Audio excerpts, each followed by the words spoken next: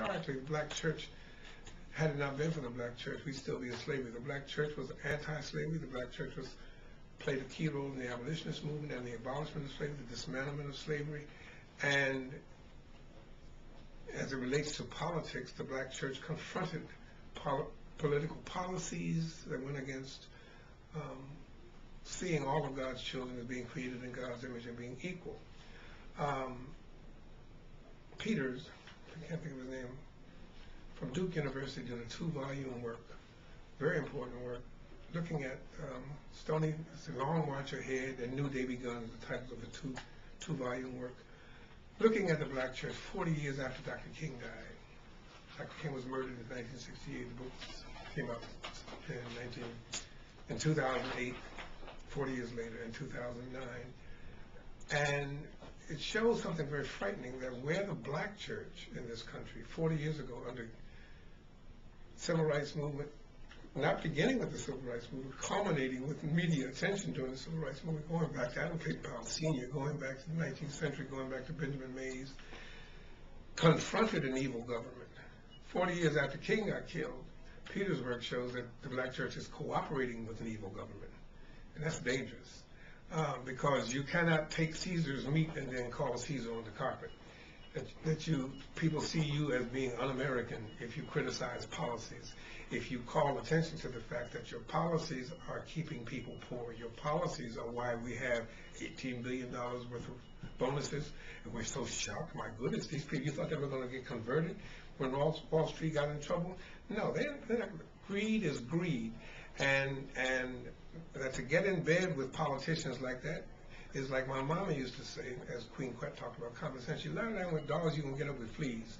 So that the church, confronting the political landscape, not people, but policies, needs to be turned up a notch, because if what Peters writes about, or really compiles in his 2-volume work, is true, we should not be cooperating with evil. To cooperate with evil, Dr. King says, is to do nothing about changing the world in which our people live. Where would you point that $800 billion in a church sense? Let's say if the church had the money and you were in the situation, would you do it? I think you would do it different than the government. Well, very different. I wouldn't. No money would go into Wall Street. I'd take some of that money, as a matter of fact. I think President Obama got in trouble talking about redistribution of wealth. I think that the very, very filthy, nasty rich need to share the resources with those who not only have not, Bush called them the have-lesses or have-nones, but have no chance of getting any with no education. I would take that money for education to make sure every child, for instance, Leave No Child Behind was one of the policies under the Bush administration. It was a great piece of legislation on paper with no money to fund it. I would take some of that money to fund a program like No Child Left Behind. Many educators find problems with the program as it's written, but a program of that ilk, whereby we're guaranteed that every child in America can get an education based on his or her ability to learn, not his or her ability to pay. I would make some of that money available for them. Job training, retraining, all of the plants that are closing in my area, my neck of the wood, Gary, Indiana, which was a steel and factory headquarters, is now a ghost town. Those persons have, you talk about a digital divide, we're not talking about Darfur or Ghana where they have no computer skills. We're talking about the United States of America, retraining that have no computer skills whatsoever, retraining adults, giving them computer skills, giving them IT training, training them for the occupations that are available today so that they can provide a livable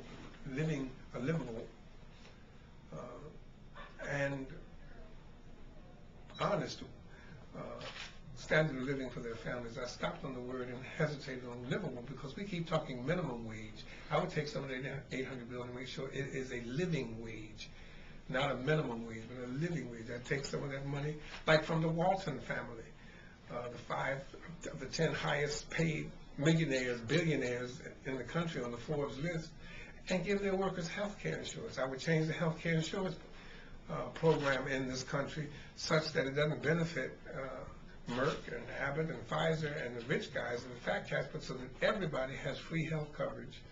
Everybody. and people get treated in terms of health coverage based on their need, not based on their ability to pay or what program they're in or what coverage of Plan A, Plan B, I forgot all the fancy terms, HMO, PPO, no. That everybody has health care, that everybody has education. That's what I would do with that money. That's why they don't give the money to the church. Reverend Wright, do you have a sense that this country is really on the cusp of true change? No. Do you feel like? No. Could you elaborate? No. I gotta wrap it up. That's gonna be the last question. I think we have the possibility, if we are serious, if all the people like me who worked as hard as we worked to get President Obama elected will now work just as hard to bring about that change, I think we have the possibility of really doing something. As you saw from the vote yesterday, in terms of reaching across the aisle, that didn't mean a thing. They did not vote. The Republicans did not vote as much as President Obama was trying to reach across the aisle. That kind of change has not come quickly, will not come unless there's some hard work, I don't think, again, another index of our not really being on the cusp of real change is that from, talking about your question about the church, from December 31st until this past Sunday, did you hear anything from television evangelists about Gaza? As long as we're silent on what's going on with the Palestinians, as long as we act like we don't see, as long as we are controlled by the AIPAC, then no real change is going to take place in this country. And I think the possibility is there if we wake up and say, wait a minute, this has got to change, and we do something, and not look for Barack to be able to do it by himself, or think that 51, 52, 53 senators and Barack can do it, but all of us working together. I think the possibility is there, but in terms of us being on the cusp, no, we're somewhere in the vicinity, but not on the cusp of it.